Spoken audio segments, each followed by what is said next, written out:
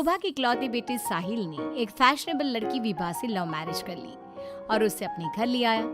उसकी माँ ने दोनों को देखा तो बोलने लगी, अरे साहिल, ये किस नाटक वाले को ले आया तू? और इसने ये इतने छोटे कपड़े क्यों पहन रखे हैं? माँ, ये नाटक वाली नहीं, आपकी बहू है। मैंने इससे शादी कर ली है। विभा, माँ के पैर छुओ। कम ऑन साहिल, मैं किसी के पैर नहीं छू सकती। विभा, ये हमारा कल्चर है, घर के बड़ों के पैर छूते हैं। ओके साहिल। विभा जैसे ही शोभा के पैर छूने के लिए झुकी तो शोभा ने उसे डांटते हुए कहा, चल हट यहाँ से, दूर हो जा मेरी नजरों से। न जाने कहाँ से इसे उठा लाया है।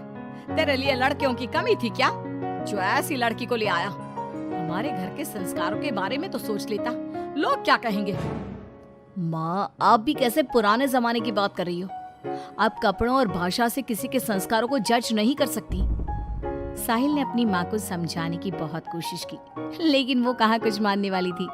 शोभा अपनी बहू के कपड़ों और स्टाइल की वजह से हमेशा उसके कैरेक्टर पर टिप्पणी करती रहती। एक दिन विभा अपनी सास के लिए चाय बनाकर लाई। गुड मॉर्निंग मॉम, ये आपकी टी। ऐ छोरी, तुझ में संस्कार नाम की चीज है या नहीं? गुड मॉर्निंग ना बोला कर मुझे। हमारे यहाँ बहुएं पैर छूती है, और तूने ये कैसे कपड़े पहने?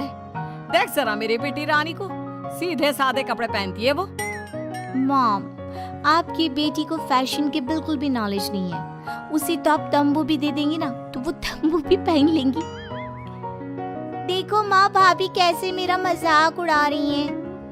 रानी, मैं तुम्हारा मजाक नहीं उड़ा रही, मगर जरा देखो खुद को, कैसी लग रही हो। तुम्हें फैशन का बिल्कुल भी सेंस नहीं है। कुछ तो लड़कियों वाली हरकतें किया करो। चलो कोई बात नहीं, मैं आ गई हूँ ना, सब सिखा दूंगी।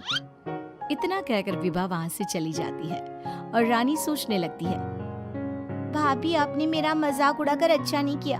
अब देखो मैं कैसे आपको इस घर से बाहर निकालती हूँ। अब रानी हर समय अपनी भाभी की कमियां ढूंढने में लगी रहती। रानी की माँ तो विभा से नफरत करती ही थी, लेकिन घर से निकालने के लिए जरूरी था कि साहिल भी विभा से नफरत करे। एक दिन घर में पूजा हो रही थी। घर के सभी सदस्य पूजा में शामिल हुए, लेकिन विभा नहीं हुई। जब पूजा खत्म हुई तो रानी ने कहा, भैया, माना कि भाभी फैशनेबल हैं, लेकिन इसका मतलब ये तो नहीं कि वो भगवान में बिल्कुल आस्था ना रखे। उन्हें पूजा में तो आना चाहिए था ना। हाँ बेटा, तूने अपनी मर्जी से शादी तो कर ली, अब अपनी मॉडल बहू को घर के तौर तरीके तो सिखा दे। अपनी बहन और माँ की बात सुनकर साहिल विभा के पास गया और उससे कहने लगा, विभा, आज घर में पूजा थी, तुम क्यों नहीं आई पूजा में? पता है लोग कितनी बातें बना रहे थे। माय डियर हस्बैंड, इतना गुस्सा क्यों हो रहे हो? जरूरी नहीं कि भगवान को खुश करने के लिए पूजा में शामिल होना पड़े।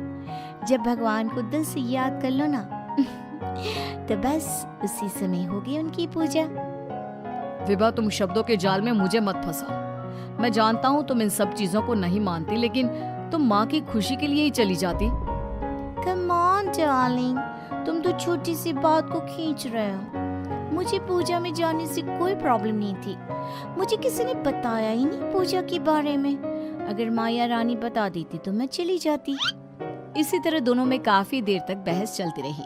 अब विभा की ननद और सास किसी न किसी बात पर दोनों का झगड़ा करवाती रहती। जो भी शोभा के घर आता तो वो उसके सामने अपनी बेटी और बहू की तुलना करती। एक दिन उनके घर पर उनकी पड़ोसन आई। शोभा बहन, कैसी हो? कहाँ है आपकी फिरंगी बहू?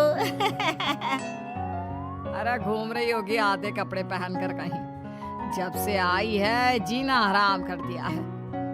शोभा बहन, वैसे जो भी हो, आपके बेटे साहिल ने ऐसे लड़के से शादी करके सही नहीं किया। आपके घर में सब कितने संस्कारी हैं। आपने अपनी खुद की बेटी की कितनी अच्छी परवरिश की है, और आपकी बहू, उसके तो पूरे मोहल्ले में चर्चे हैं। हाँ बहन, बात तो सही कह रही हो। एक मेरी बहू है जिसे ना बात करने का तरीका आता है, ना कपड़े पहनने की तमीज है, और एक मेरी बेटी है, संस्कारी, सुंदर, सुशील, सर्वगुण संपन्न है मेरी बेटी। आप तो जल्द से जल्द बस अपनी बेटी की शादी करने के बारे में सोचो। कहीं ऐसा ना हो कि आपकी बहू के चक्कर में आपकी बेटी से कोई शादी ही ना करे।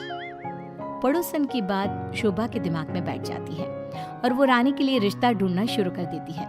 एक दिन शोभा की तबीयत अचानक खराब हो जाती है। माँ, क्या हो गया है आपको? आप दिन भर अपने कमरे में लेटी क्यों रहती हो? अरे पता नहीं बेटी क्या हो गया है, कई दिन हो गए बुखार आ रहा है। मॉम, आपको डॉक्टर के पास जाना चाहिए, ऐसे तो आपकी हेल्थ खराब होती जाएगी। ओ अंग्रेजन, अपनी अंग्रेजी अपने पास रख। माँ किसी डॉक्टर के पास नहीं जाएगी।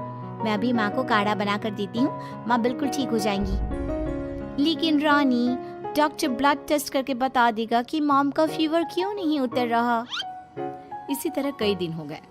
शोभा का बुखार उतरने का नाम नहीं ले रहा था और रानी उन्हें डॉक्टर के पास जाने नहीं दे रही थी।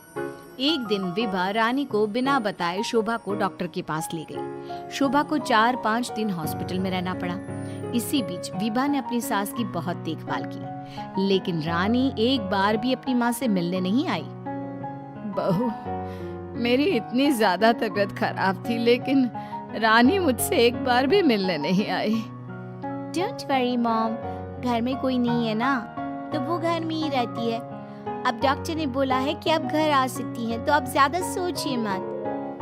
अब शोभा को पहली बार अपनी बेटी और बहू के संस्कारों के बीच का अंतर पता चला। शोभा अपनी बहू को प्यार करने लगी। एक दिन शोभा ने विभा से कहा, बहू, आज शाम को लड़के वाले रानी को देखने आ रहे हैं। रानी और तुम बाजार चली जाओ, खाने का कुछ सामान और रानी के लिए अच्छी सी साड़ी लेकर आना। माँ, मैं भाभी के साथ नहीं जाऊंगी। वो साड़ी दिलाने की जगह कोई स्कर्ट या जींस दिलाकर ले आएंगी। बहू, तो इसे साड़ी ही दिलाकर लाना, ठीक है? की मॉम। रानी और विभा मार्केट के लिए निकल जाती हैं, लेकिन रास्ते में बहुत ट्रैफिक था। पूछने पर पता चला कि एक कार का एक्सीडेंट हो गया है। विभा और रानी ने कार के पास जाकर देखा तो एक लड़का बहुत बुरी तरह से जख्मी पड़ा था। कोई उसकी मदद नहीं कर रहा था। लोग खड़े होकर बस तमाशा देख रहे थे। विभा ने उस लड़की की मदद करना चाहा तो रानी ने उसे रोकते हुए कहा, भाभी, ये क्या कर रही हो? जब कोई इसकी मदद नहीं कर रहा तो हम क्यों करें? रानी, ये क्या बोल रही हो तुम? अगर हमने इसकी हेल्प नहीं करी तो ये मर सकता है। लेकिन भाभी, पुलिस का झंझट कौन संभालेगा?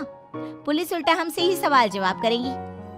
वो सब बाद में देखेंगे, पहले इसे हॉस्पिटल पहुंचाते हैं।